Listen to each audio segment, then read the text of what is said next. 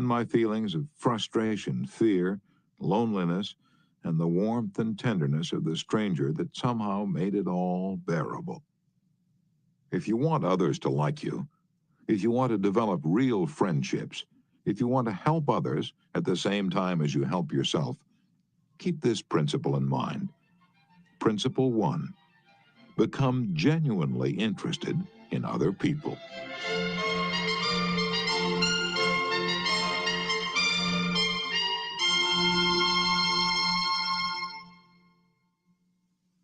Chapter 2.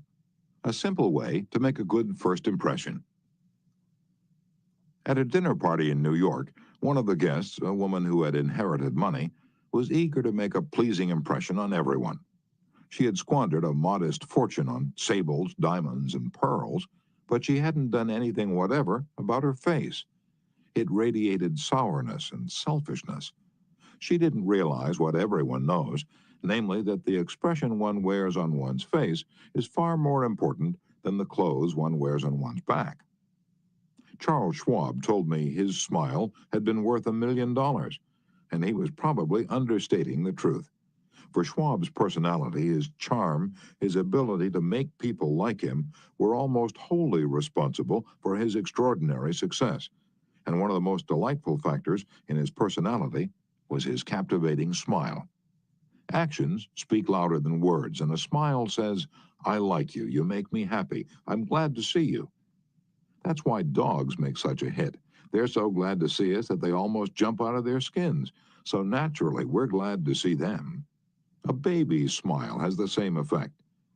Have you ever been in a doctor's waiting room and looked around at all the glum faces waiting impatiently to be seen?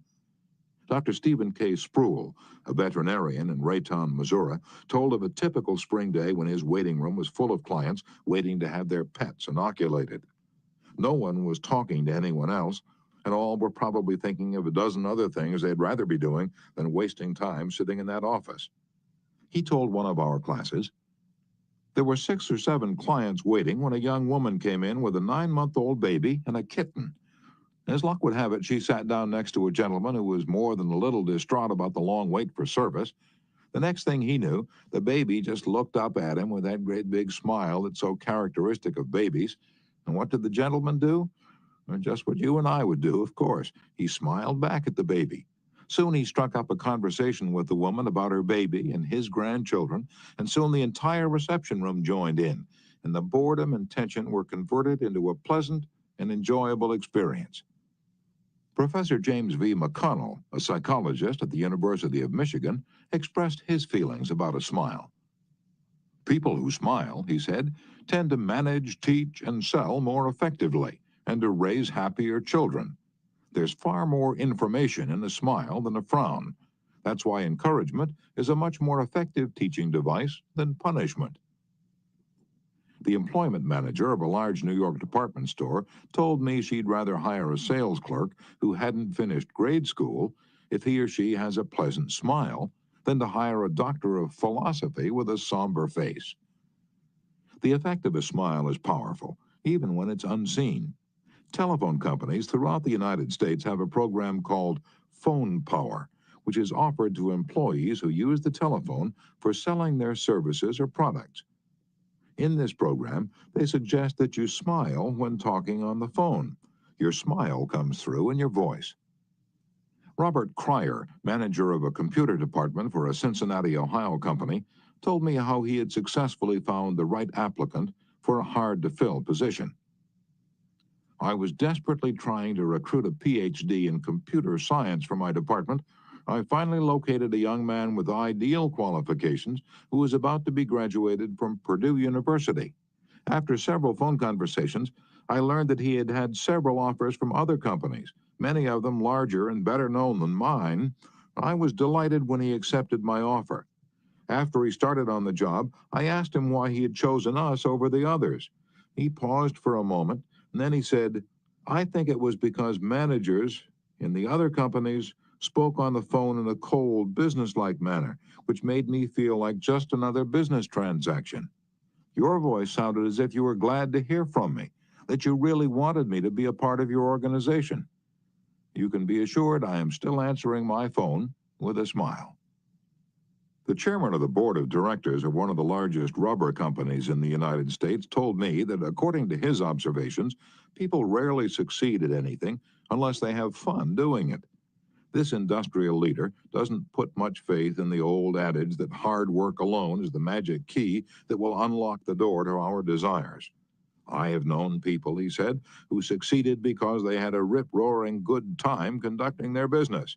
Later, I saw those people change as the fun became work. The business had grown dull, they lost all joy in it, and they failed. You must have a good time meeting people if you expect them to have a good time meeting you.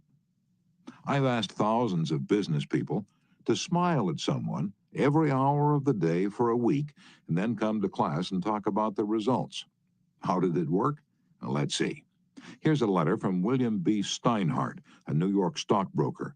Now, his case isn't isolated. In fact, it's typical of hundreds of cases. I've been married for over 18 years, wrote Mr. Steinhardt. In all that time, I seldom smiled at my wife or spoke 24 words to her from the time I got up until I was ready to leave for business. I was one of the worst grouches who ever walked down Broadway. When you asked me to make a talk about my experience with smiles, I thought I'd try it for a week. So the next morning, while combing my hair, I looked at my glum mug in the mirror and I said to myself, Bill, you're going to wipe the scowl off that sourpuss of yours today. You are going to smile. And you are going to begin right now. As I sat down to breakfast, I greeted my wife with a "Good morning, my dear," and smiled as I said it. You warned me that she might be surprised. Well, you underestimated her reaction. She was bewildered. She was shocked. I told her that in the future she could expect this as a regular occurrence, and I kept it up every morning.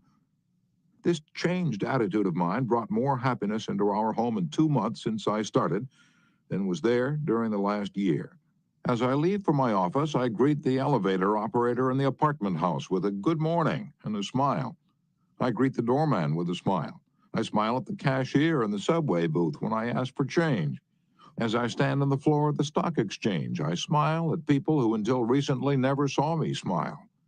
I soon found that everybody was smiling back at me. I treat those who come to me with complaints or grievances in a cheerful manner. I smile as I listen to them, and I find that adjustments are accomplished much easier. I find that smiles are bringing me dollars, many dollars every day. I share my office with another broker. One of his clerks is a likable young chap. I was so elated about the results I was getting that I told him recently about my new philosophy of human relations. He then confessed that when I first came to share my office with his firm, he thought me a terrible grouch and only recently changed his mind. He said I was really human when I smiled. I've also eliminated criticism from my system. I give appreciation and praise now instead of condemnation. I have stopped talking about what I want. I'm now trying to see the other person's viewpoint. And these things have literally revolutionized my life. I am a totally different man, a happier man, a richer man, richer in friendships and happiness, the only things that matter much after all. You don't feel like smiling? And then what? Two things. First, force yourself to smile. If you're alone, force yourself to whistle or hum a tune or sing. Act as if you were already happy, and that will tend to make you happy. Here's the way the psychologist and philosopher William James puts it. Action seems to follow feeling, but really action and feeling go together.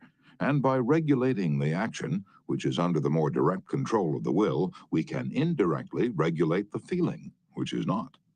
Thus, the sovereign voluntary path to cheerfulness, if our cheerfulness be lost, is to sit up cheerfully and to act and speak as if cheerfulness were already there. Everybody in the world is seeking happiness, and there's only one sure way to find it. That is, by controlling your thoughts. Happiness doesn't depend on outward conditions, it depends on inner conditions. It isn't what you have, or who you are, or where you are, or what you're doing that makes you happy or unhappy. It is what you think about it. For example, two people may be in the same place doing the same thing. Both may have about an equal amount of money and prestige, and yet one may be miserable and the other happy. Why? Because of a different mental attitude. I have seen just as many happy faces among the poor peasants toiling with their primitive tools in the devastating heat of the tropics as I have seen in air-conditioned offices in New York, Chicago, or Los Angeles.